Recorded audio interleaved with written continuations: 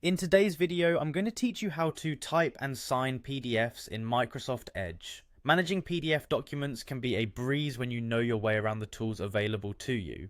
With Microsoft Edge, you don't need any additional software to fill out and sign your PDFs. It's all smooth sailing right within your browser. Let's walk through this process step by step. First, you'll need to open the PDF file that you want to edit. Locate your PDF file on your computer and then right-click on it.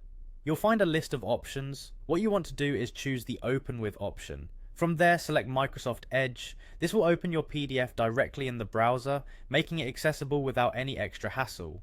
Once the PDF is open in Edge, look towards the top of the screen. You'll see a toolbar, and in this toolbar you'll find an icon labeled Add Text.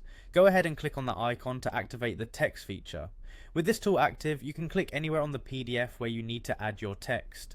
You can begin typing directly onto the document, just like using a regular word processor.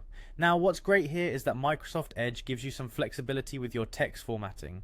You can adjust the font size to make your text larger or smaller. Additionally, you can modify the text alignment to suit the layout of your document.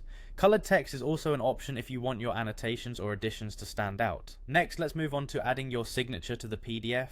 In the toolbar at the top, click on the Draw tool, which is represented by a pencil icon. This tool allows you to draw directly on the PDF. Grab your mouse, touchpad or a stylus if you have one, and draw your signature in the designated area on the document. If your signature isn't quite to your liking, don't worry. You can adjust the pen color and thickness to better suit your needs or preferences. This allows for a more natural and personal touch, ensuring your document is just how you want it. Once you're satisfied with your additions and signature, it's important to save your work. In the upper right corner of the screen, you will see a save icon. Clicking this will present you with two options.